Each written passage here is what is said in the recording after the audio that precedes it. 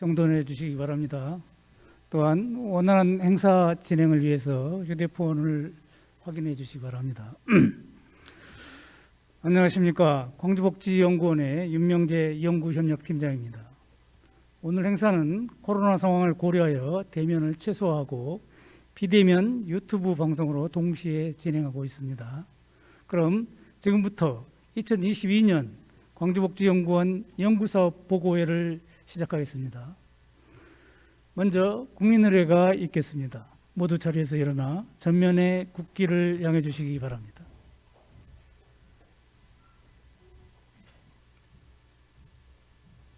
국기에 대하여 정리.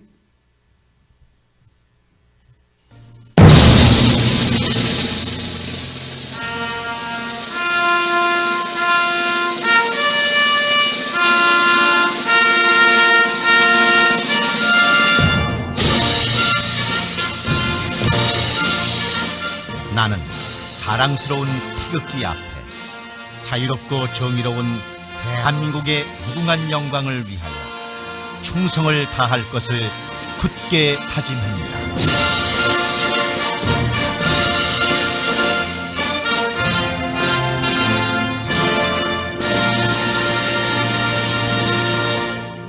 바로 이하 의례는 생략하겠습니다. 모두 자리에 앉아주시기 바랍니다. 다음으로 오늘 행사에 참석하신 내빈을 소개해 드리겠습니다. 먼저 광주복지연구원의 김만수 원장님 참석하셨습니다. 광주광역시 사회복지과의 류미수 과장님 참석하셨습니다. 광주광역시 고령사회정책과의 전은옥 과장님 참석하셨습니다. 광주광역시 장애인복지과의 송승란 과장님 참석하셨습니다.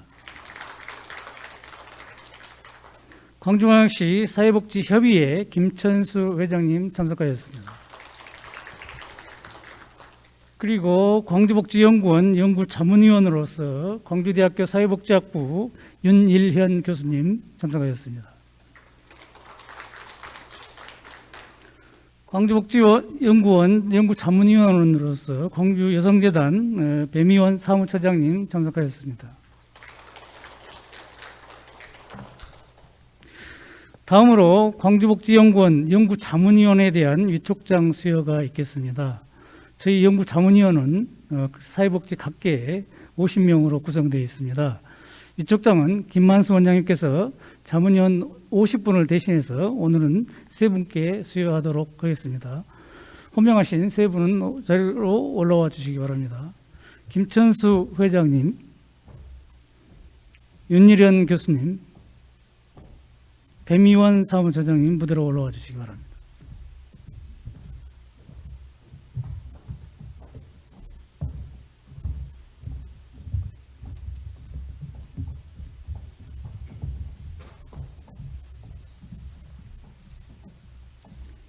위촉장.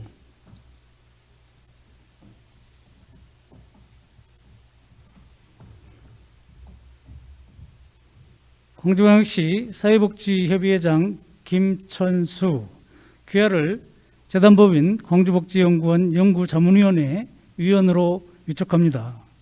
2022년 2월 9일 재단법인 광주복지연구원 원장 김만수.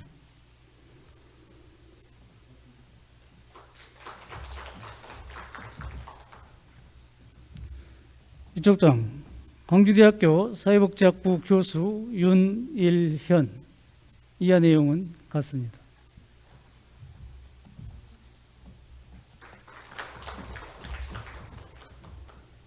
위촉장 광주여성가족재단 사무처장 배미원. 이하 내용은 같습니다.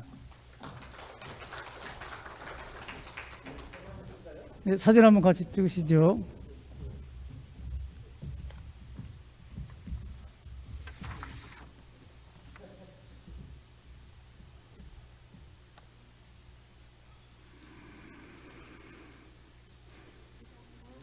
예, 수고하셨습니다.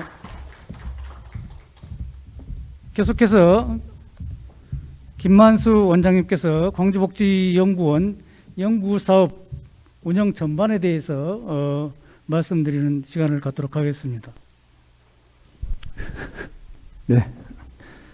네, 인사 말씀과 겸해서 보고의 연구사업 전반에 대한 이야기를 드리도록 하겠습니다. 오늘 이 자리에 우리 국장님, 우리 이길주 국장님도 함께 하시려고 했었고, 그리고 우리 정순애 국회 의회 부회장님도 함께 하시기로 하셨는데, 코로나가 저희들의 이 여정을 좀 막는 것 같습니다. 개의치 않고 이렇게 진행할 수 있어서 참 다행이라고 생각이 듭니다. 저 자신도 뭐 코로나 뭐 검사까지 맡고 이 자리에 왔습니다만은 뭐 음성으로 판정이 돼서 아주 기쁜 마음으로 왔습니다. 그러나 이제 함께 가야 될 그런 상황 속에서 저희들 연구 사업도 진행을 해야 될 것 같습니다. 연구원으로서 이제 시작된 저희 강주복지연구원이 연구 정책 기능이 이제는 새로운 모습이 되어야 되겠다 하는 것들이 이미 우리 강주시 우리 시민님 그리고 우리 복지계 우리 여러 기관에서 요구하는 바가 굉장히 큽니다. 그래서 그러한 것들에 대해서 이들이 이제는 확실히 달라진 우리 연구원의 이상을 말씀드리고 그렇게 가는 것에 대해서 우리 모든 분들의 좀 동의를 얻고자 하는 그런 마음이 있었습니다. 그래서 이제 우리가 연구를 시작한다고 하는 이 계시를 우리 모든 분들과 함께 공유하고 또 그분들의 의견을 청취해서 저희들이 더 힘찬 발걸음을 내딜 수 있도록 그렇게 하고 싶은 마음 때문에 이 자리를 갖게 되었습니다. 오늘 모든 분들이 저희들의 연구원이 더 발전하기를 원하고 계신다는 것을 너무 잘 알고 있고 또 저희들이 그동안 강주 복지의 하나의 메카로서의 역량들을 좀 더 분명히 보여주기를 굉장히 원한다는 것을 저희들이 피부로 느끼고 있습니다. 우리 연구원을 중심으로 해서 연구 기능이 더 향상될 것이고요. 또 우리 양타운이 저희들과 함께 하고 있습니다. 이 타운들이 또 저희들이 발전과 함께 하고자 하는 그런 의지들을 많이 보여주고 있습니다. 지금 달라지고 있는 것들을 우리 모든 분들이 느끼고 있다고 생각이 드는데요. 저는 올해가 우리 연구원이 비록 작년 1월 달에 출범을 했지만 그동안 원장이 부재가 되고 하는 그런 상황이 있었기 때문에 실질적으로는 올해부터 저희들이 연구원이 새롭게 시작되는 모습을 보여줄 필요가 있겠다. 그래서 저는 연구의 원년으로 생각하고 지금부터 우리가 이상을 새로 하고자 합니다. 그래서 먼저 기반을 조성하고 이것이 궁극적으로 우리의 강주형의 복지 모델을 만들어가는 그런 해로 저희들이 생각을 하고 있습니다. 오늘 이 자리에 함께 하신 모든 분들이 우리 이 보고회가 우리 연구원의 핵심 사업으로서의 연구 사업의 운영 전반에 대해서 우리 강주 시민들과 공유하고 그리고 이러한 복지정책 수립에 우리가 활용하는 그런 실효성 있는 연구 수행을 위해서 우리 모든 분들의 의견을 구하고자 이 자리를 마련을 했습니다. 여러분들의 의견이 모아진다면 이 강주복지를 발전시키는 밑거름이 될 것으로 확신을 합니다.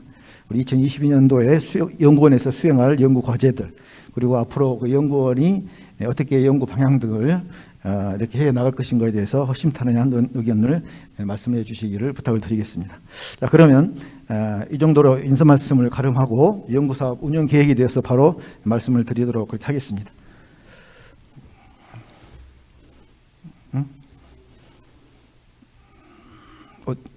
죄송합니다.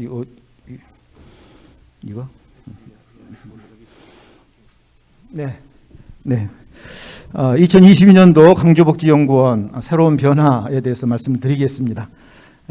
우리가 정책 연구 기능이 강화되어야 되겠다는 우리 각계 모든 분들의 여념에 의해서 우리 연구원이 만들어져 있는데요.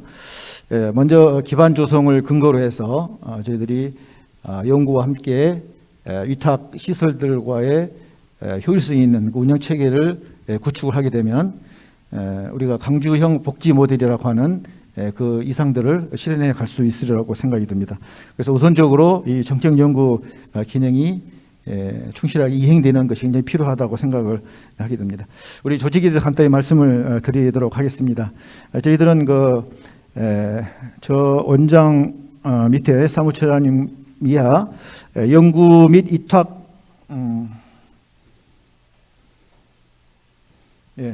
연구 및 위탁 기관을 관리하는 우리 팀들이 있습니다. 그리고 위탁 기관인 타운, 양타운과 빛고울 50%가 저희들이 위탁 시설로 운영이 되고 있습니다. 그래서 연구의 기능 강화를 위해서 정책연구실과 그 연구를 지원할 수 있는 연구협력팀이 구축이 되어 있고요. 그리고 이러한 연구원의 기능 그리고 위탁기관의 시설 운영을 지원하기 위해서 전략기획과 그다음에 경영지원의 팀이 운영이 되고 있습니다. 그래서 여기에 화살표대로 표현되어 있는 것처럼 크게 연구 및 위탁기관 관리와 위탁기관들이 운영이 되고 있는 것인데요. 그래서 이러한 연구원에 이런 위탁기관이 있음으로 인해서 그게 긍정적인 연구의 긍정적인 기능을 수행을 하고 또 그리고 이런 위탁기관들도 그 연구와 뒷받침되는 그런 그 연구 사업 아니 그 과제들 복지 서비스를 제공함으로써 함께 시너지가 올릴 수 있는 그런 기반을 마련했다고 생각을 합니다. 2021년과 대비해서 2022년 달라진 연구원의 모습들을 보여주고 이걸 통해서 우리 향후에 우리 연구원의 모습들을 같이 그려봤으면 좋겠습니다. 일단 연구원의 수가 양쪽으로 증대를 했습니다. 3명에서 6명으로 증대가 됐고요. 이거로 인해서 우리들이 양적 성장과 질적 성장을 기대해 볼 수가 있습니다. 일단 연구 역량이 2배로 늘어남으로써 양적 성과를 기대할 수가 있게 되겠고요. 오늘 발표할 연구 과제들도 그 기반하에서 말씀을 드리도록 하게 될 것입니다. 무엇보다 연구원의 그 연구 역량들을 강화하는 것뿐 아니라 그 연구 역량의 질적인 성장을 가하기 위해서 연구 진간의 코워크 체계 구축을 도모해서 연구질 향상을 기획했습니다. 오늘 이촉장을 받으신 연구심의위원회 구성도 바로 이런 연구 질의 향상을 도모하기 위해서 각계각층의 50여 분의 우리 연구 심의위원들을 구성을 해서 함께 연구에 참여하게 될 것입니다. 연구 과제의 숫자에 있어서도 6개에서 12개의 과제로 2배의 연구 과제를 수행하게 되고 있고요. 그 안에 조사와 및 정책 개발에 있어서 무엇보다도 정책 개발의 비중이 더 강화되어졌습니다.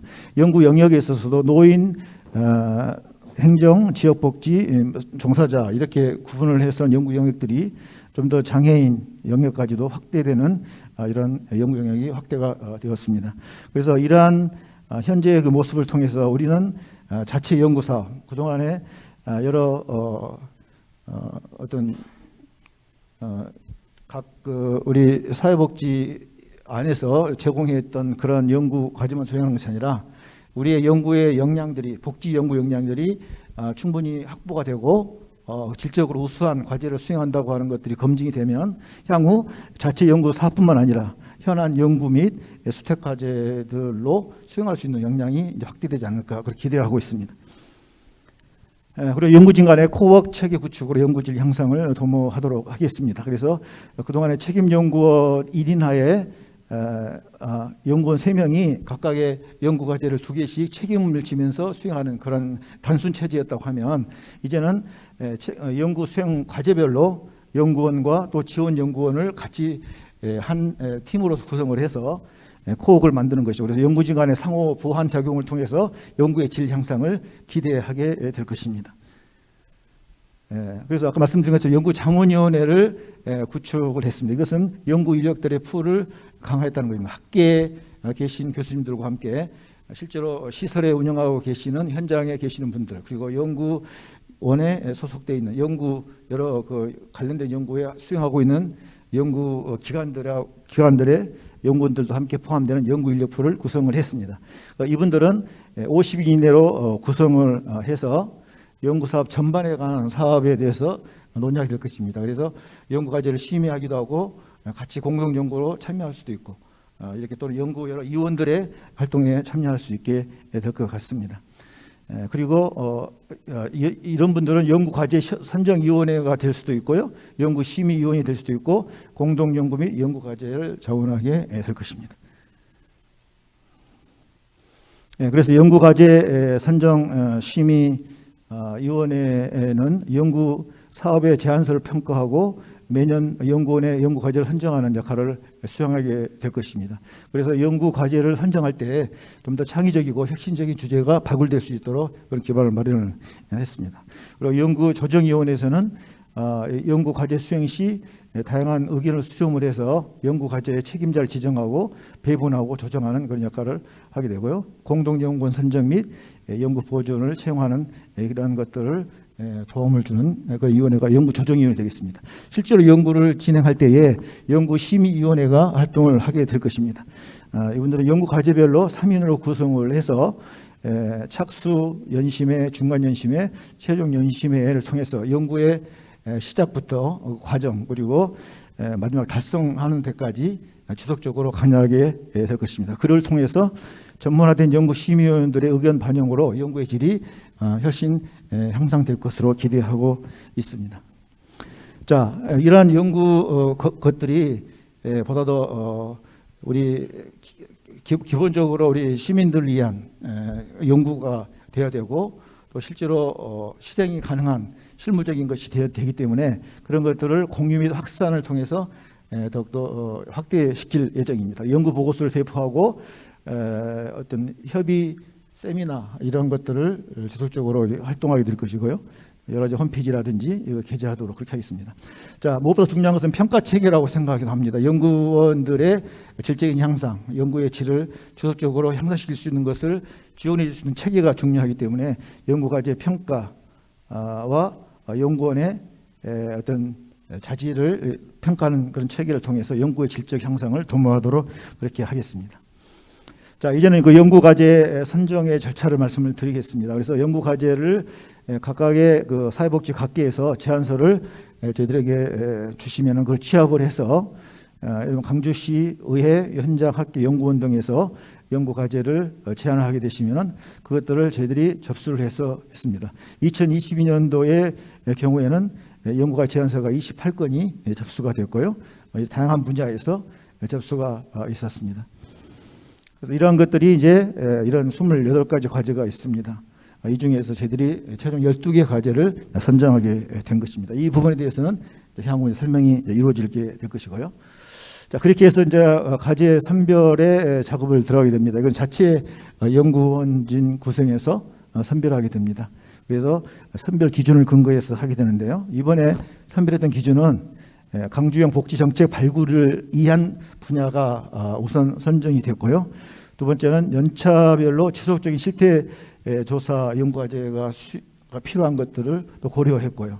그리고 복지 분야하고 제한 기관별로 배분을 골고루 하는 이런 형태로 해서 선별을 했습니다.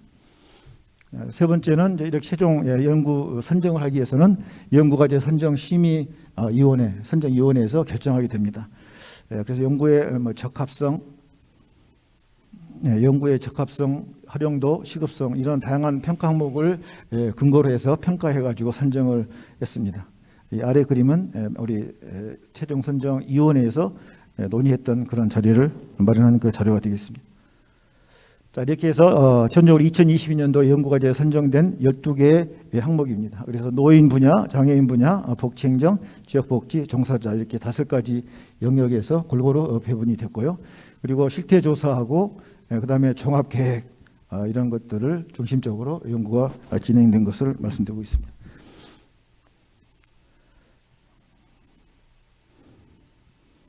네, 이렇게 해서 오늘 그 전반적인 우리 연구원이 연구 과제들을 어떻게 수행을 하고 이후에 어떻게 연구원이 발전하려고 하는 그 방향성에 대해서 간략하게 말씀을 드렸습니다. 지금부터는 우리 연구위원들이 나오셔서 과제에 대해서 설명을 하도록 하겠습니다. 네, 이상입니다. 네, 원장님 수고 많으셨습니다. 그러면 원장님 말씀하신 대로 지금부터는 올해 저희 연구원에서 수행해야 될 12개의 연구 과제를 각 연구진들께서 발표하는 시간을 갖도록 하겠습니다. 참고로 질의응답은 12개 연구 과제 발표가 끝난 후에 일괄적으로 진행하는 것으로 하겠습니다. 먼저 이선미 연구위원께서 발표하시겠습니다.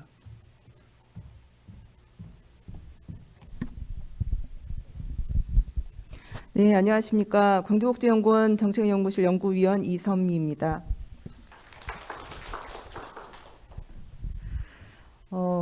제5기 광주광역시 지역사회보장계획 연구에 대해서 말씀드리겠습니다. 제 연구뿐만 아니라 앞으로 계속 진행이 발표가 될 연구들의 순서는 연구 개요, 연구 필요성 및 목적, 연구 내용 및 방법, 연구 추진 일정, 기대 효과 순으로 진행을 하겠습니다.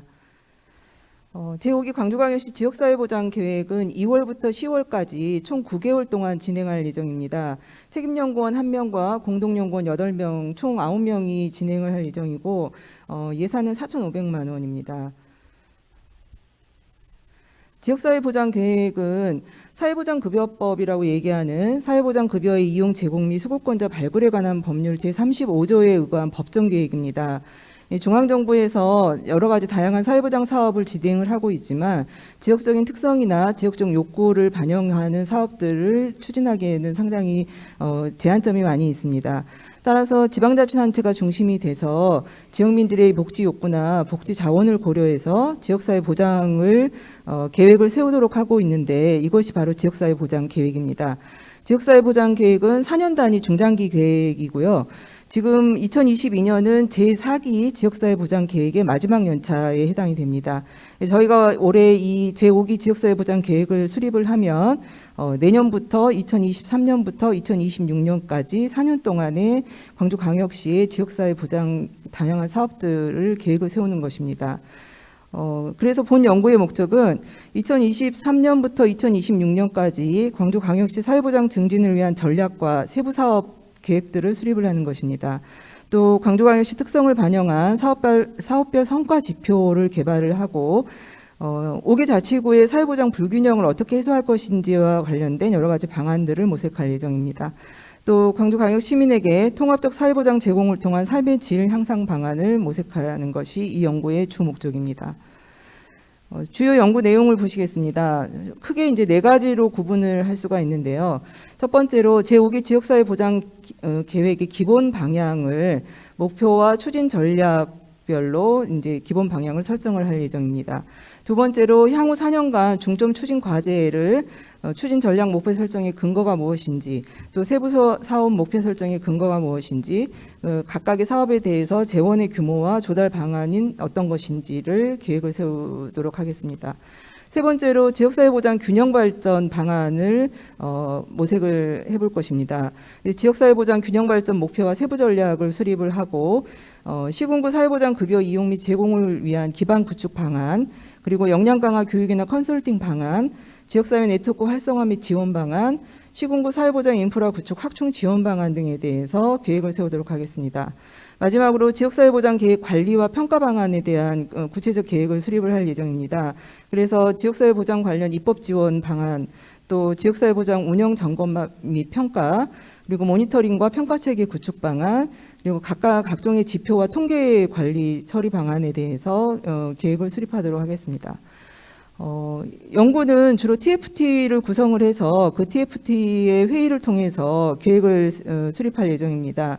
계획 수립 TFT가 중심이 돼서 연구를 진행을 할 예정인데, 이제 이때 지역사회보장 협의체와 광주광역시의 담당 부서 및 관련 부서들의 어떤 그 지원과 또 그 의견 개진 이런 것들을 통해서 TF가 세부 과업들을 수립을 할 예정이고요. 계획 수립이 어느 정도 진행이 되면 지역 주민과 지방의회의 의견 수렴을 통해서 최종적으로 이제 그 계획들을 구체화시킬 예정입니다. 제5기 지역사회보장 계획 수립 절차를 간단히 말씀을 드리겠습니다. 수립 절차를 보시면 지역사회 보장 조사 및 분석, 그다음 계획 수립, 그다음 계획 심의 및 결정, 계획 제출 이런 과정을 통해서 지역사회 보장 계획이 진행이 되는데요. 지역사회 보장 4기 같은 경우는 지역사회 보장 조사와 계획 수립이 같은 연도에 진행이 됐었습니다. 근데 이제 5기 때부터는 지역사회 보장 조사를 먼저 진행을 하고 계획 수립은 그 다음 연도에 진행하는 방식으로 변경이 되어서 저희가 지역사회 보장 조사 같은 경우는 작년 하반기에 저희 연구원에서 이미 연구를 수행을 했고 올해는 이제 구체적인 계획 수립에 초점을 맞춰서 진행할 예정입니다. 그래서 작년에 진행한 지역사회 보장조사에 근거를 해서 다양한 이제 그 자료들을 수합해서 계획을 수립을 하고 지역사회 의견 수렴, 그리고 광주광역시 사회보장위원회 심의, 그리고 의회 보고를 통해서 최종적으로 2022년 11월 30일까지 보건복지부에 이 계획을 제출을 하는 것이 주요 일정입니다. 이 제5기 지역사회보장계획 수립 절차에 준해서 저희 연구도 이제 진행을 해야 될 것 같습니다. 그래서 3월까지 연구 계획서 작성과 착수 연심회가 진행이 될 예정이고요. TFT 구성을 해서 세부적인 목표 및 추진 사업을 이제 그 세부 계획을 세울 예정입니다. 그리고 7월에 중간 연심회가 있을 예정이고 의견 수렴을 위해서 8월에 공청회, 그리고 9월에 최종 연심회, 그리고 10월까지 해서 보고서를 마무리 지으면서 연구를 마치도록 하겠습니다. 자, 제5기 광주광역시 지역사회보장계획 연구는 2023년부터 2026년까지 광주광역시 사회보장 정책의 기본 틀을 마련한다는 데 상당히 큰 의의가 있습니다. 또 지자체의 특수성을 기초로 하지만 국가 정책의 보편적 방향을 반영하는 광주광역시 사회보장 정책을 설계한다는 데도 큰 의미가 있고요. 세 번째로 공공과 민간, 지역사회가 함께하는 사회보장 계획을 수립한다는 데 의미가 있습니다. 그리고 자치구 간의 사회보장 불균형과 격차 해소를 위한 지원 방안을 마련을 해서 하나된 광주광역시 사회복지 정책을 수립한다는 데 큰 의미가 있다라고 여겨집니다. 두 번째 연구입니다. 사회복지 종사자 감정노동 보호 가이드라인 연구를 수행할 예정입니다.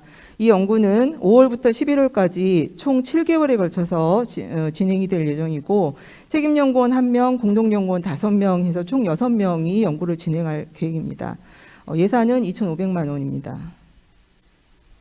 감정노동이라는 것은 업무를 수행하는 과정에서 다양한 감정을 경험하게 되는데 이 감정을 솔직하게 표현하지 못하고 이것도 일의 한 부분이다라고 받아들이면서 연기처럼 그 감정을 연기해야 하는 이런 자신의 감정을 억누르고 통제하는 일이 수반되는 노동을 감정노동이라고 합니다. 저희가 작년에 광주광역시 사회복지 종사자의 감정노동 실태조사를 진행한 바가 있습니다. 이 연구 결과에 따르면 사회복지 종사자는 다양한 감정노동에 노출되어 있지만 시스템적으로 적절하게 그 감정노동을 보호해주지 못하고 있다라는 결론을 도출을 하였습니다. 따라서 감정노동으로 인한 피해 예방과 회복 지원을 위한 가이드라인이 필요한 상황이다라고 판단이 되고요. 특히 이 가이드라인과 관련된 것은 제2기 광주광역시 사회복지시설 종사자 처우 개선 계획에 종사자의 감정노동 안전과 건강권 보장 강화라는 부분이 있습니다. 이제 이 부분에 매뉴얼과 관련된 부분이 포함이 되어 있어서 연구가 이제 필요한 상황입니다. 그래서 이 연구의 목적은 광주광역시 사회복지 종사자의 감정노동 예방 및 해결 방안 제시를 위한 가이드라인을 개발하는 것이 주요 목적입니다. 주요 내용을 보시면 가이드라인에 대한 이해 부분이 필요할 것 같고요. 두 번째로 감정노동자 보호를 위한 기본 지침에 대해서 그런데 이제 이 감정노동자 보호를 위한 기본 지침은 2022년 광주광역시 감정노동자 권리보호 기준 기본 지침이 있습니다. 그래서 이 기본 지침을 준용해서 마련이 돼야 될 것 같습니다. 세 번째는 사용자 및 이용자의 역할에 대해서, 그다음에 네 번째는 사회복지 종사자 감정노동 보호 매뉴얼을 작성을 할 예정입니다. 그래서 감정노동 보호 체계 구축, 그다음에 환경적인 부분, 그다음에 클라이언트의 응대 매뉴얼, 그리고 사회복지 종사자의 감정노동 발생 시 사후 대처 방법 등과 관련된 다양한 영역의 매뉴얼을 구성을 할 예정입니다. 이 연구는 주로 분과위원회를 구성해서 진행을 할 예정입니다. 그래서 사회복지시설 유형별로 분과를 구성을 해서 그 분과위원들 현장에서 근무하시는 분과별 그 대표자들께서 의견을 수렴을 해주셔서 매뉴얼을 작성할 수 있게끔, 가이드라인을 작성할 수 있게끔 추진을 할 예정입니다. 추진 일정을 보시면 5월부터 연구가 진행이 되기 때문에 5월부터 6월까지 연구 계획서 작성 및 착수 연심회가 진행이 될 거고요. 가이드라인 개발이 10월 정도까지 진행이 될 겁니다. 그 사이에 중간 연심회가 9월에, 그리고 이제 현장의 의견 수렴을 위한 공청회가 10월에, 그리고 최종 연심회가 11월에 진행을 계획되어 있습니다. 그래서 최종적으로 11월까지 해서 연구를 마치도록 하겠습니다. 이 사회복지 종사자 감정노동 보호 가이드라인 연구를 진행을 하면 아무래도 광주광역시 사회복지 종사자의 권리보호 방안을 마련하는 데 도움을 줄 수 있을 것이라고 생각이 됩니다. 두 번째로 사회복지 종사자의 감정노동으로 인한 피해 예방과 회복 지원을 할 수 있을 것이고요. 이런 그 사회복지 종사자의 감정노동 부분에 대한 지원이 강화되면 결국에는 클라이언트에게 제공되는 서비스의 질 또한 향상이 될 것이라고 기대가 됩니다. 네, 이상으로 발표를 마치겠습니다. 감사합니다.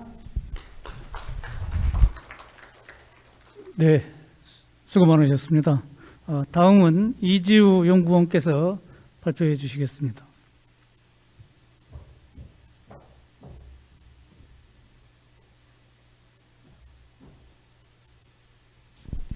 안녕하십니까. 저는 정책연구실의 이지우 연구원입니다.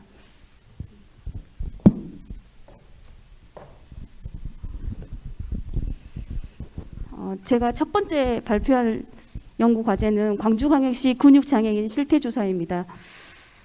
이 연구 기간은 2월부터 8월까지 7개월 이어질 것입니다. 예산은 2천만 원이고요. 이 연구에 대한 주요 내용은 광주광역시 근육장애인 현황 파악입니다.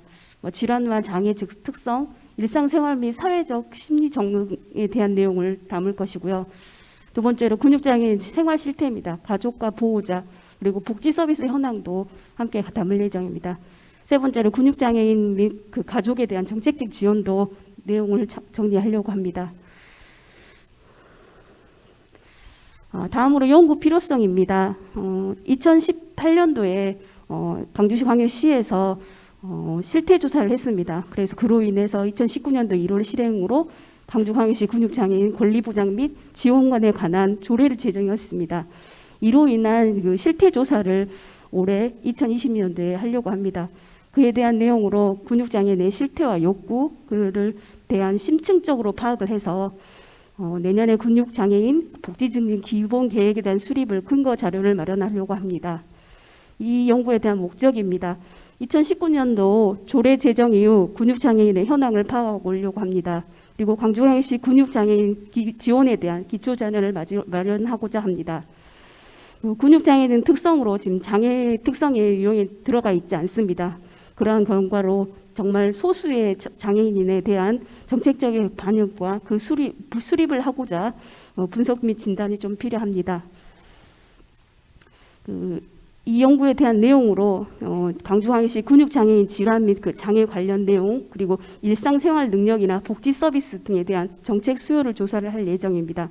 그리고 근육장애인 보호자의 그 생활 실태, 그리고 지원 형황, 그리고 근육장애인과 그 당사자와 그 가족에 대한 복지 향상에 필요한 지원 정책을 현황으로 담을 내용입니다.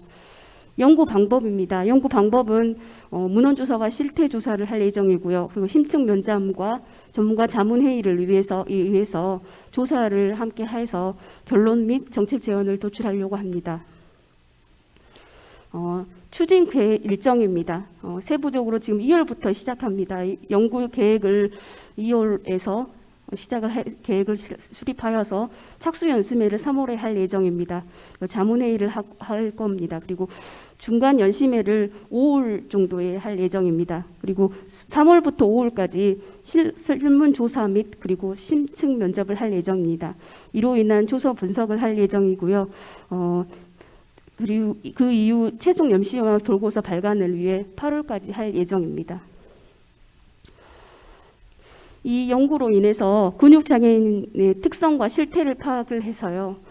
근육장애인 권리 보장 및 필요한 지원을 마련하려고 합니다. 이에 대한 연구의 기대 효과로 광주광역시 근육장애인 실태 및 근육장애인 그 복지 증진 기본 계획 수립을 위한 기초 자료를 마련하려고 합니다.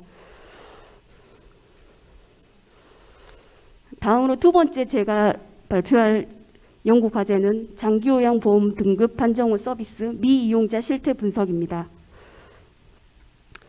연구 기간은 5월부터 11월까지 7개월입니다. 예산은 3천만 원이고요. 이 연구에 대한 주요 내용은 광주광역시 장기요양보험 등급 인정자 현황 파악, 그리고 그 서비스 이용자, 미이용자의 규모에 대한 변화를 확인할 거고요. 장기요양 서비스 이용에 대한 결정 요인도 내용을 담으려 합니다.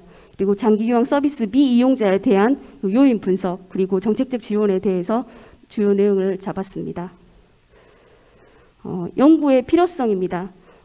장기요양 인정자 서비스 미이용은 정말 보건 정책상 중요한 문제입니다. 현재 전문가 등급 판정 과정에서 이용의 인정자를 부여하고 있습니다.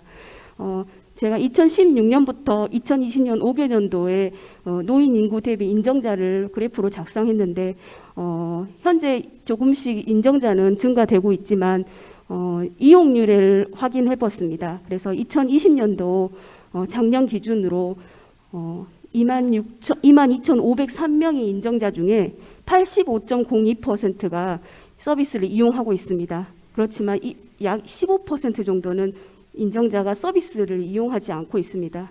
이에 대한 연구 필요성이 느껴서 이 연구를 하게 되겠습니다. 다음으로 연구 목적입니다. 그럼 노인 장기 요양보험 등급 인정자의 서비스 미이용 요인 분석을 하려고 합니다. 목적입니다.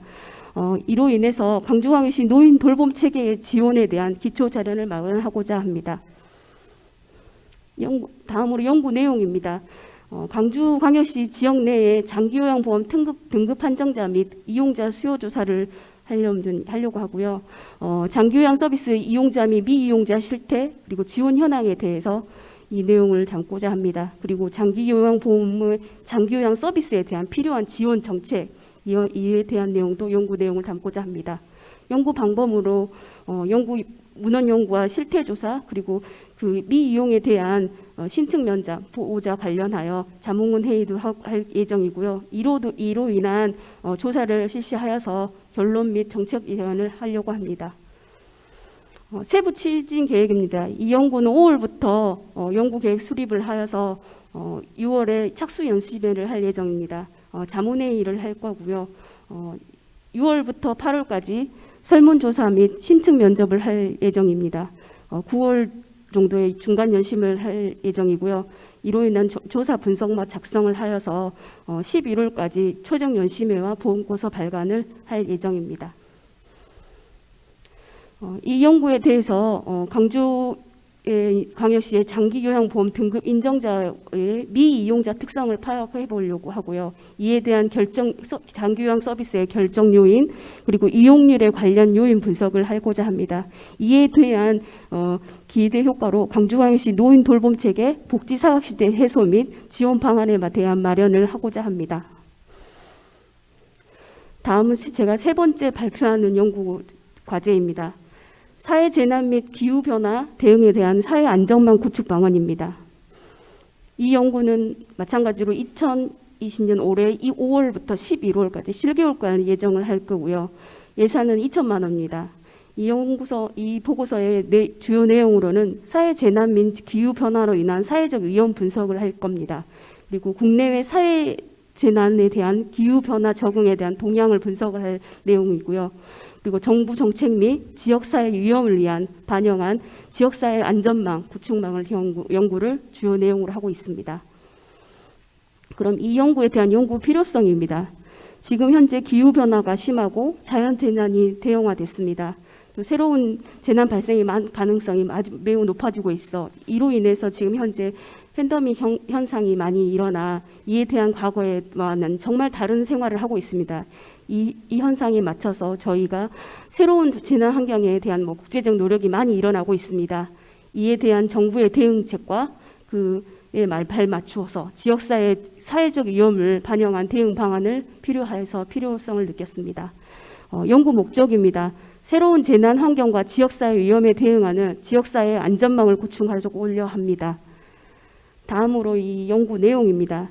재난 환경에 환경적, 기술적, 사회적, 경제적, 정치적 측면의 여건을 변화를 분석을 할 예정입니다.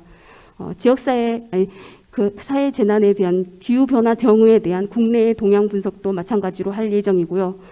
국제사회 대응 사례도 마찬가지로 확인을 해보고 정부 및 타 시도 사례도 내용을 담으려고 합니다. 연구 방법으로는 문헌 연구와 사례 조사, 심층 면접을 하여서 전문가 자문회의, 학계나 전문가의 기후변화 대응과 재난에 대한 사회 안전망 구축에 관한 이 자문도 함께하여 결론 및 정책 제언을 하고자 합니다. 세부 추진 계획입니다. 5월부터 연구 계획 수립을 할 거고요. 6월에 착수 연심회를 할 예정입니다. 그래서 자문회의를 할 예정이고요. 중간에 9월 정도에 중간 연심회를 할 예정입니다. 6월부터 8월까지 설문조사 및 심층 면접을 할 예정이고요. 이로 인한 조사 분석 및 작성을 하여서 11월까지는 최종 연심회 및 보고서 발간을 할 예정입니다. 이 연구로 인해서 정말 새로운 재난 환경에 대한 사회적 위험 및 취약계층 분석, 그리고 사회 재난 및 기후 변화 적응에 대한 국내의 동향 분석을 할 예정이고요.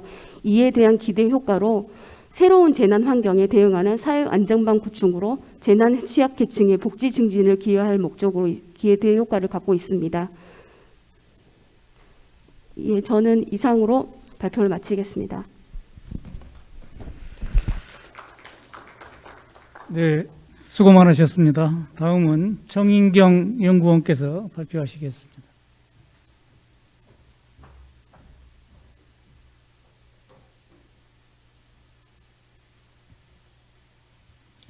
안녕하십니까. 정책연구실 정은경입니다. 반갑습니다.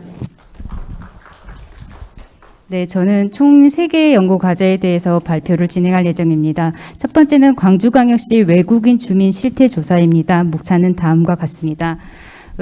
외국인 주민 실태 조사는 총 2월부터 8월까지 총 7개월에 걸쳐 진행될 예정이고 예산은 3,500만 원입니다. 광주광역시 외국인 주민의 현황과 그들을 지원하고 있는 지원 시설을 파악하고 그들의 인권 이용자 외국인 주민 유형별 인권 환경, 근로라든지 주거, 교육 등을 파악을 하고요.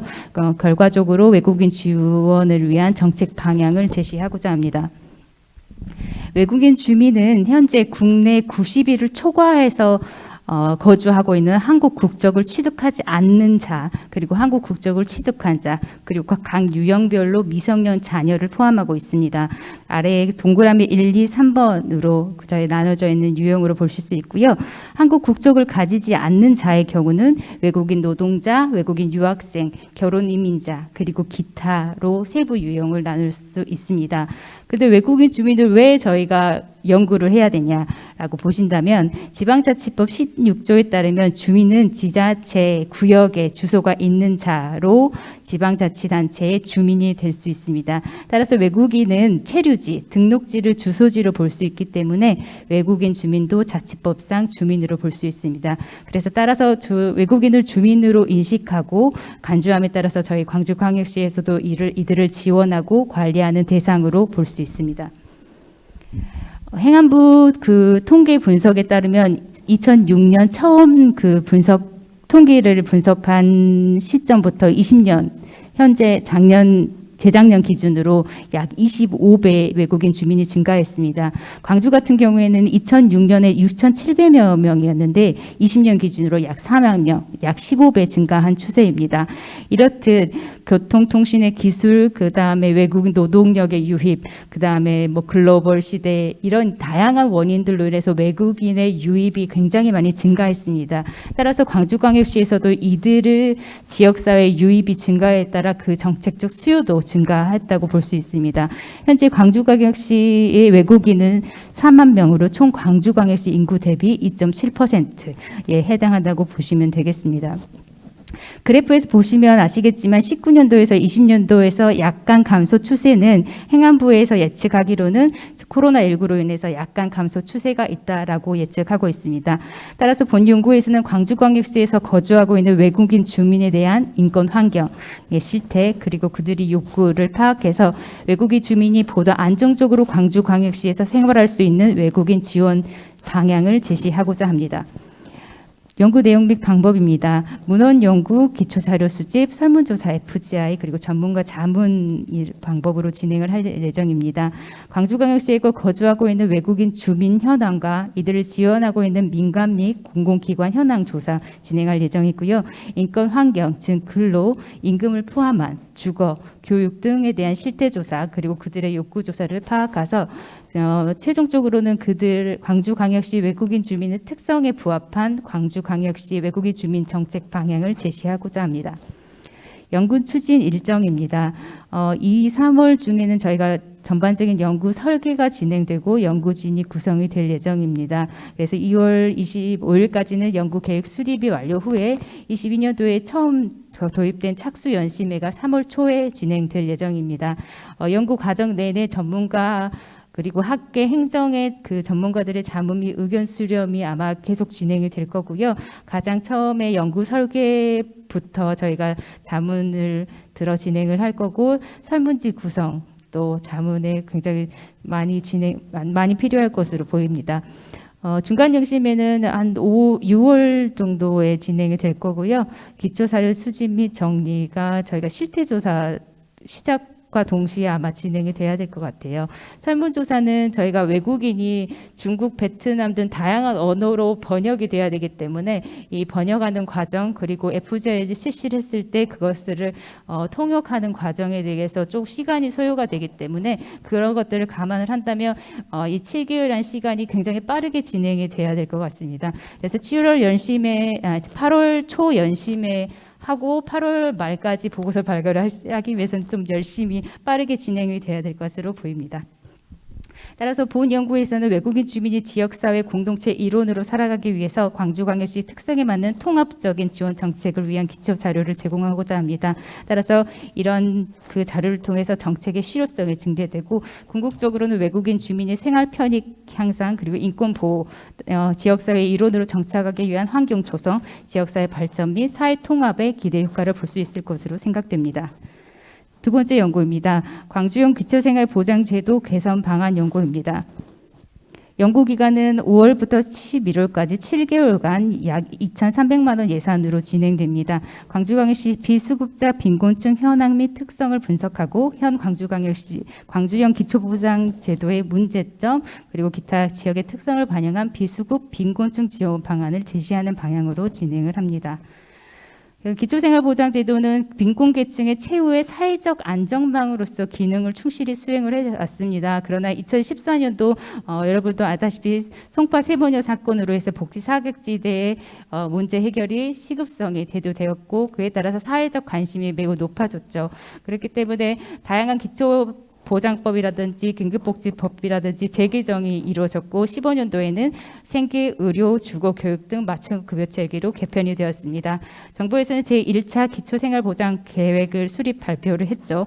이에 따라서 저희 광주복지재단에서도 2016년에는 광주광역시 복지 사각지대 해소를 위한 발전 방안 연구에서 광주형 기초보장제도 운영이 필요하다라고 제안을 했고, 2017년에는 광주형 기초보장제도 운영 방안에 대한 연구를 진행을 했습니다. 광주형 기초보장제도는 2018년 7월에 처음 시행이 됐고요.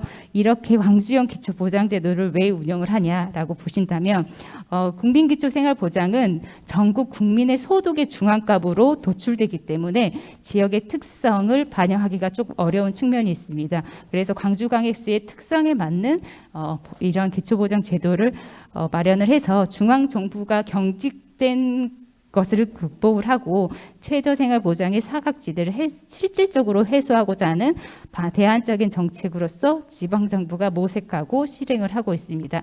광주에서도 자체적으로 발굴 지원함으로써 복지 사각지대 해소에 어느 정도 기여를 했다고 보고 있습니다. 중앙정부에서는 제2차 기초생활보장계획을 21년도고 23년까지 제도 개선을 진행을 한다는 계획을 발표를 했습니다. 가장 큰 핵심이 되고 있는 부양의무자 기준이 수급 혜택을 받지 못하는 73만 명 정도의 빈곤 사각지대가 여전히 있어서 계속해서 이것을 개선해야 된다는 의견들이 많이 있었죠. 그래서 이런 것들을 개선하고자 추가적인 제도 개선이 추진이 되는데요. 생계급여 부양자 기준이 단계적으로 폐지가 되면서 22년까지 완료가 되고, 의료급여 부양자도 기준 개선 등 중장기 계획을 수립해서 저희가 진행을 한다는 발표가 있었습니다. 옆에 그림에서 보시는 바와 같이 다양한 측면에서 이런 기초보장제 계획이 수립돼서 발표돼서 아마 점차적으로 개편이 진행될 것으로 보입니다. 이에 따라서 광주형 기초보장제도 설계 당시와 현재 제도적 환경과 우리 광주광역시의 비수급 취약계층의 욕구가 상당히 괴리가 발생했을 것으로 짐작을 하고요. 이에 따라서 본 연구에서는 이러한 정책의 변화 그리고 지역 특성을 반영한 광주형 기초보장제도 개선을 연구하고자 합니다. 는 저희 행정자료, 사회보장 정보 시스템 등 다양한 패널 자료 등 다양한 양적 자료를 통해서 비수급 빈곤층 현황 및 특성을 분석하고자 합니다. 필요시에는 빈곤층에 대한 실태 조사를 진행을 하겠지만 아무래도 전문가든 현장 실무자, 빈곤층에 대한 FGI가 중점적으로 진행이 될 것으로 보입니다. 그래서 현 보장제도 문제점과 개선 방안을 짰고 비수급 빈곤층 지원 방안을 마련하고자 합니다. 연구 추진 일정 및 기대 효과입니다. 문헌 연구와 착수 연심회가 5월, 6월 중에 진행되고 자문회의가 중점적으로 FG와 함께 진행될 것으로 보입니다. 그래서 현장 의견 수렴 등 진행되며 최종 연심회가 11월 초, 11월 말까지 보고서 발간을 할 예정입니다. 기대 효과입니다. 2차 기초생활보장 종합계획을 통해 제도 개편 등 다양한 정책 환경의 변화에 대응해서 광주광역시 기초보장제도가 광주광역시의 비수급 빈곤층 현황과 지역 특수성을 반영한 기초보장제도 운영으로 복지 사각지대를 해소하고 빈곤층 감소를 기대할 수 있을 것으로 보입니다. 세 번째는 복지 총량 분석에 따른 복지정책 일몰제 실행 가능성 연구입니다. 5월부터 11월까지 총 7개월간 진행되고 소요 예산은 2천만 원입니다. 국내외 정책 일몰제 관련 문헌 연구 및 사례 분석을 진행하고요. 총량 분석 결과를 활용해서 복지정책 일몰제가 적용이 가능한지에 대한 검토하는 방향으로 진행합니다. 광주형 복지 모델 구축을 위해서 광주 복지 혁신 추진 계획이 19년 12월에 발표가 되었습니다. 계획에 따르면 광주광역시의 인구 추이라든지 광주에 산재되어 있는 복지의 총량이든지 재정 이런 것들을 총체적으로 진단 및 분석을 해서 혹시 구별로 복지의 편차가 있는지 혹시 공공과 민간의 복지 총량과 지역별 집중도 형평성의 차이가 있는지 등을 파악해서 복지 전반적인 인프라 구축하는 방향 설정에 활용하고자 하는 계획이 있었습니다. 그래서 이런 것들을 통해서 복지 대상자들이 서비스가 혹시 중복돼서 받고 있지는 않은지 혹시 과다해서 또는 소외되어 있지 않은지에 대해서 점검 분석해서 궁극적으로는 촘촘한 복지 서비스 정책에 적용하고자 계획을 했었습니다. 또한 같은 계획에 복지 정책 사업 일몰제 도입 검토 계획이 있었는데요. 대부분의 복지 사업은 한 번 제도권 안에 들어오면 그 사업이 필요한지, 그 사업이 효과가 있는지 없는지, 그것이 과다 투입이 되었는지 과소인지에 대한 그거에 대한 상관이 없이 지속적으로 사업이 유지되는 사업이 발생을 하고 있습니다. 따라서 한정된 복지 자원이 비효율성 그리고 낭비가 초래할 가능성이 매우 높죠. 그래서 이러한 복지 자원의 낭비를 막고 자원의 효과를 극대화시키며 신규 및 기존의 시행 중인 모든 정책에 대해서 일몰제가 도입이 가능한지 그 성과가 면밀히 분석 후에 유지 또는 폐지 여부를 결정할 필요성이 제기되어 이러한 계획을 발표를 했었습니다. 일몰제는 여러분도 아시다시피 정해진 기간이 도래했을 때 특별하게 존속, 이거를 지속해야겠다라는 관련된 논의가 없으면 대상되는 법이라든지 법률이 자동적으로 폐지되는 것을 의미합니다. 하지만 선행 연구를 좀 검토를 해보니 그 의미뿐만 아니라 효과성이나 효율성 관점에서 체계적으로 평가하기 위한 목적으로 일몰제를 활용하기도 하고 어떤 정책이나 프로그램의 실효성이나 효율성에 대해서 정기적으로 심사 평가를 행한다는 의미도 함축적으로 포함이 되어 있습니다. 그래서 일몰제는 비효과적인 사업, 불필요한 법령 등 정기적으로 면밀히 검토해서 그들이 무기한 존속됨으로써 발생하는 자원의 낭비를 통제하고 책임 있게 지출을 하도록 한다는 기반이 깔려 있습니다. 따라서 본 연구에서는 복지 자원의 변화에 따라 신규 사업이 증가하고 있지만 기존의 사업들이 과등적으로 지속되는 것을 방지하기 위해 일몰제가 이 복지 정책에 적용 가능성이 있는지를 다양한 국내외 연구 자료와 실제 적용 사례들을 통해 확인하고자 합니다. 그래서 새로운 복지 정책 일몰제 기준을 마련하고자 합니다. 연구 내용 및 방법입니다. 문헌 연구, FGI 그리고 일몰제 기준 제시를 방향으로 진행하며 복지 총량 분석은 저희가 20년, 21년을 통해서 시설 중심 그리고 서비스 중심으로 총량 분석을 진행했기 때문에 이 총량 분석과 복지 정책 일몰제를 함께 연결하여 비교 분석해서 적용 가능성이 있는지에 대한 검토하는 방향으로 진행합니다. 연구 추진 일정입니다. 문헌 연구는 5월, 6월 정도 진행하고요. FGI 진행을 합니다. 중간영심에는 저희가 9월 20일쯤에 아마 진행을 할 예정이고요. 9월, 10월 중에 복지 총량 분석을 활용한 검토가 진행을 해서 최종 11월 중에 보고서 발간할 예정입니다. 기대효과입니다. 광주광역시 복지정책 일몰제 운영 조례 제정을 위해 기초자료를 활용하고 궁극적으로는 복지 자원의 낭비를 막고 자원의 효과를 극대화하기 위해 본 연구를 추진하고자 합니다. 감사합니다. 네, 수고 많으셨습니다. 예, 다음은 박종선 연구원께서 발표하시겠습니다.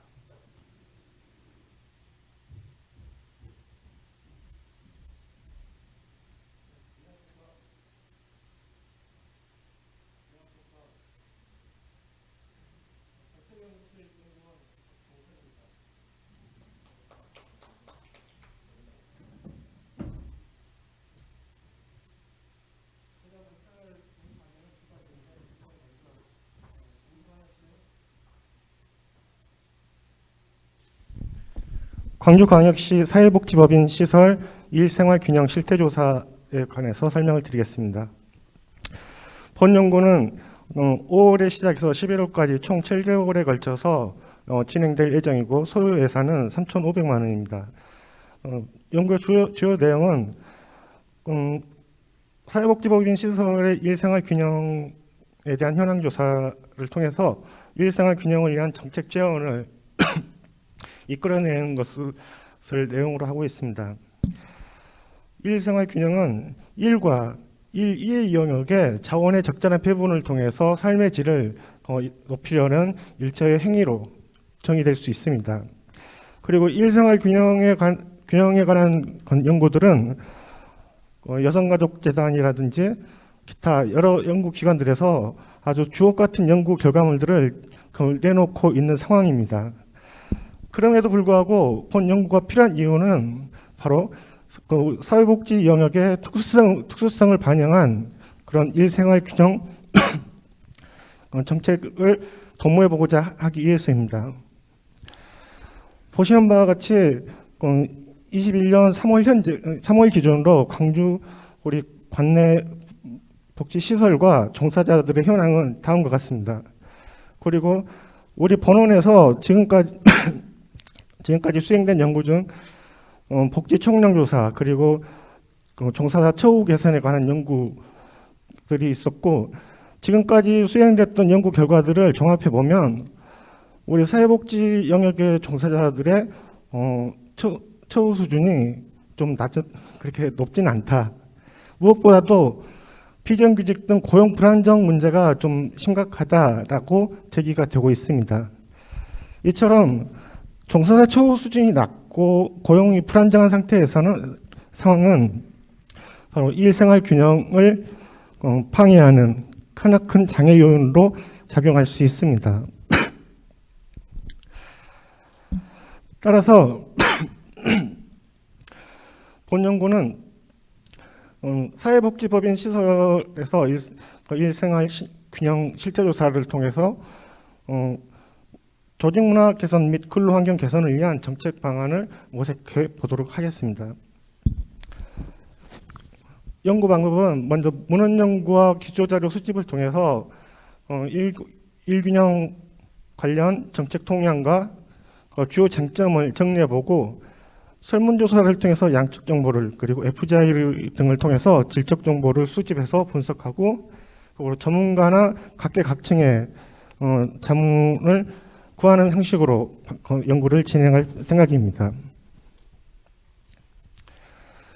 연구 추진 일정은 5월에 이제 본격 연구를 시작해서 11월까지 화면에 제시된 바와 같은 절차대로 연구를 진행할 예정이며, 이를 통해 광주광역시 사회복지법인 시설 직장문화 및 근로환경 개선을 위한 기초자료를 제공하고 복지 서비스 질적 향상을 도모할 것으로 생각되어지고 있습니다. 다음은 광주광역시 장애인 정책 종합계획입니다. 본 연구는 2월부터 지금 사업이 시작된 상태이고 10월까지 총 9개월에 걸쳐 진행할 예정입니다. 소요된 예산은 4,500만 원이고 연구 주요 내용은 우리 시의 장애인 복지 기반을 진단해보고 장애인 욕구 파악, 그리고 지금 기존에 지금 시행되고 있는 장애인 정책 종합 계획에 대한 평가, 그리고 이를 토대로 내년부터 시행할 장애인 종합 계획의 구체적인 계획을 수립하는 것을 내용으로 하고 있습니다. 그럼 네, 이 장애인 종합 다른 분야, 사회복지 분야가 노인, 아동, 청소년 등 여러 분야가 있지만 유독 장애인 분야에서만 왜 이렇게 종합계획을 세워야 하는가, 그 필요성을 한번 알아보겠습니다. 먼저 인구 대비 장애인 수의 장애인 비중의 시계열 추이를 한번 살펴보도록 하겠습니다. 점선은 전국이고 실선은 광주 현황을 보여주고 있는데 거의 같은 동일한 패턴을 보여주고 있습니다. 시간의 흐름에 따라서 장애인 비중이 점점 증가하고 있죠. 이것은 아마 제 생각에는 고령화 추이에 따른 그런 효과로 보여지고 향후 고령화 추이에 발맞춰 장애인 비중의 지속적인 증가가 예상이 되어지고 있습니다.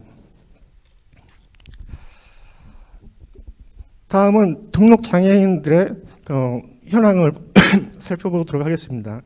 총 15가지 장애 유형 중에서 지체장애가 42%로 가장 많지만은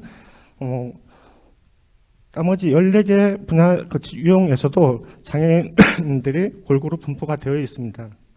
따라서 이 15가지 유형의 장애인들의 욕구가 동일하다고 간주할 수 없고 다양한 유형의 장애 욕구를 반영할 필요가 있으며, 또한 여기에 지금 나타나지 않은 등록되지 않은 장애인들의 욕구도 반영해야 될 것 같습니다. 대표적인 게 바로 앞서 발표를 했던 근육장애인, 이런 다양한 유형의 장애 욕구를 반영할 그러한 계획이 필요할 것이고,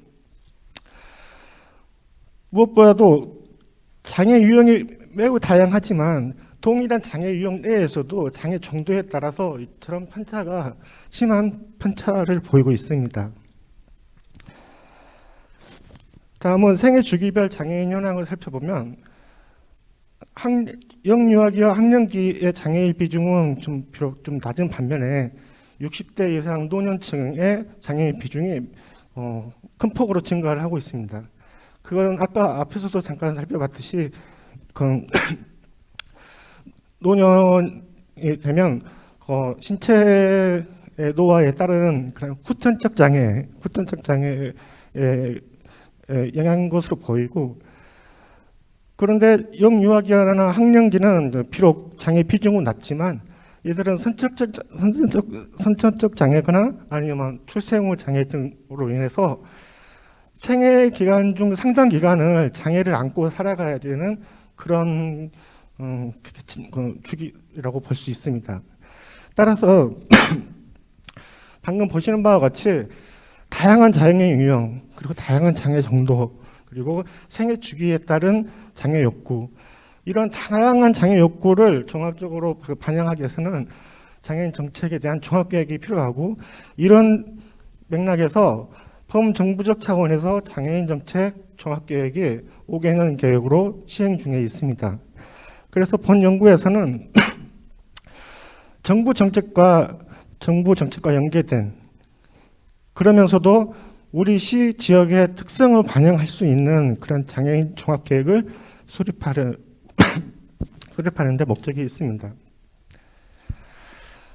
연구 주요 내용은 장애인 욕구 분석을 하고, 그리고 여러 가지 사례 분석을 통해서 장애인 정책의 계획을 비전 및 목표, 중장기 전략, 중점 과제 및 분야별 세부 과제 수립까지 이렇게 계획을 진행할 예정입니다. 이런 연구 절차는 다음과 같습니다. 보시는 바와 같이 과업 착수에서 시작해서 플로우대로 진행을 하고 맨 마지막 최종 계획안을 확정할 예정이고, 참고로 종합계획안에 반영할 주민공감대가 지금 맨 마지막 단계에서 주민공청회 등으로 이렇게 표시가 되어 있지만 공청회 이외에도 주민들의 공감대 의견을 반영한 그런 절차는 연구 전 단계에 걸쳐서 이루어질 예정입니다. 연구 추진 일정은 보시는 바와 같습니다. 본 연구를 통해 우리 광주광역시 장애인 정책의 기본 방향을 제시하고 체감할 수 있는 지역 장애인 복지 향상, 그리고 장애인과 장애인을 가지고 있는 가족들의 삶의 질 향상에 기대를 해볼 수 있겠습니다. 이상으로서 두 가지 연구 과제에 대한 발표를 마치겠습니다.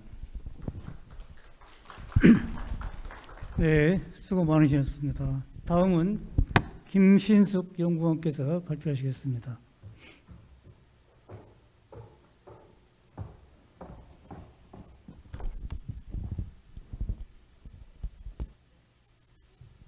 안녕하십니까. 강주복지연구원의 연구원 김신숙이라고 합니다. 반갑습니다.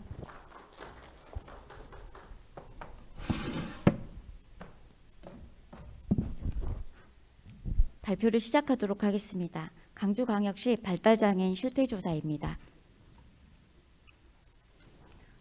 본 연구의 제목은 강주광역시 발달장애인 실태조사이며 연구의 기간은 2022년 2월부터 10월까지 9개월 동안 수행할 예정입니다.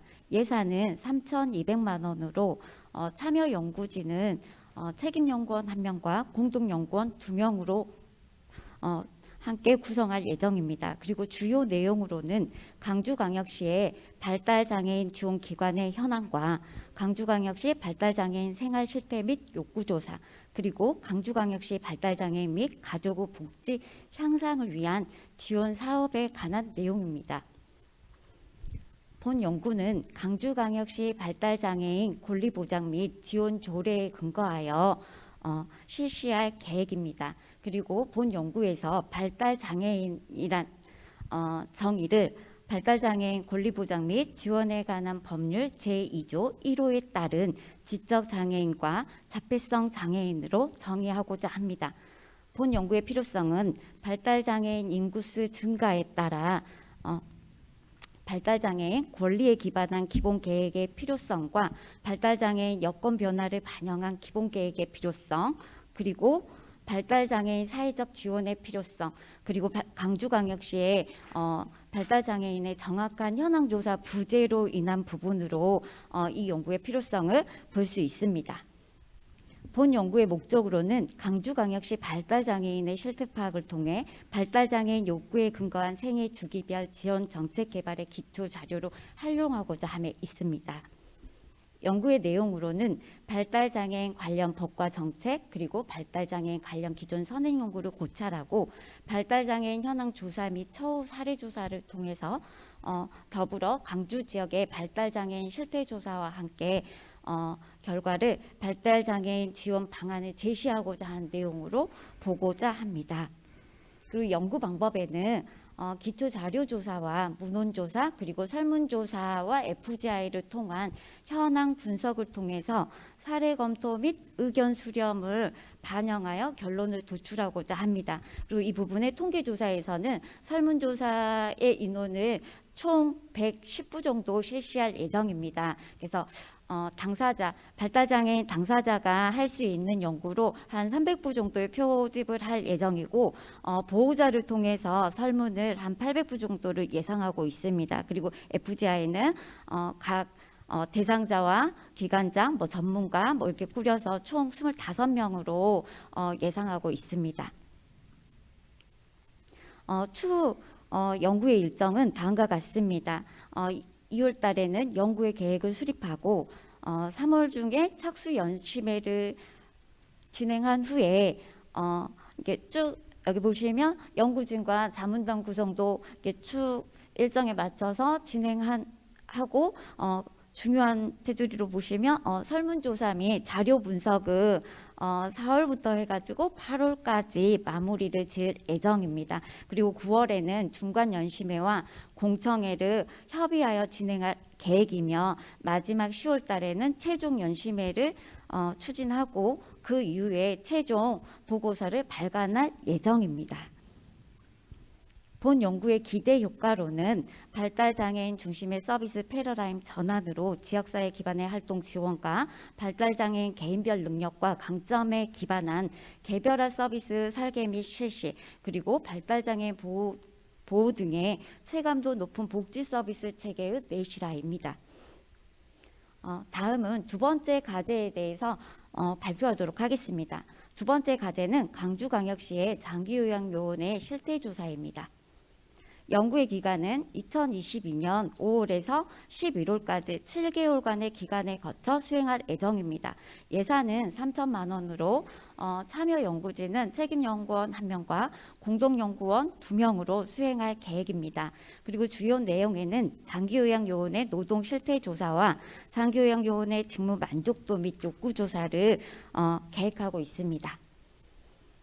본 연구는 강주광역시 장기요양요원의 처우 및 지위 향상을 위한 조례를 근거로 해서 실시하고자 하며 본 연구에서 장기요양요원의 정의는 노인 장기요양보험법 제2조의 정의에 근거해서 장기요양 기관에 소속되어 노인 등의 신체활동 또는 가사활동 지원의 업무를 수행하는 자로 정의하고자 합니다.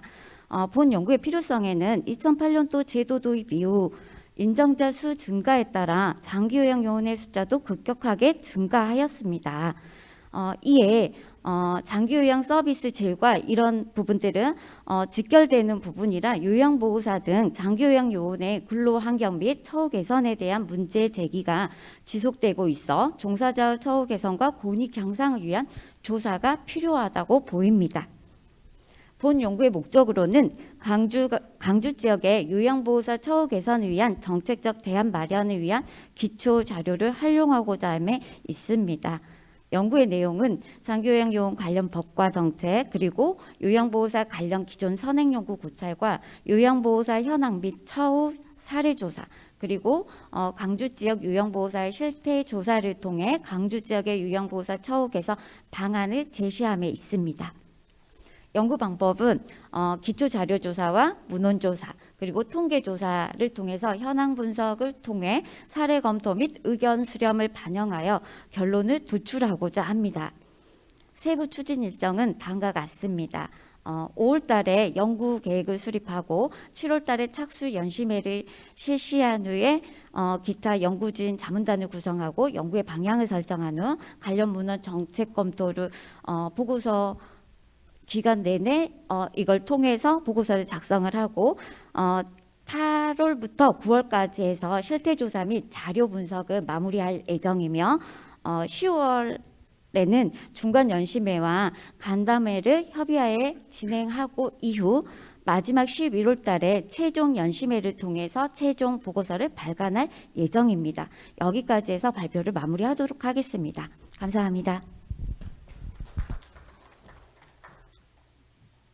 네, 연구진 여러분 발표하시느라 수고 많으셨습니다. 혹시 연구과제 수행 관련해서 의견이나 질문 있으시면 이 자리에서 해주시기 바랍니다.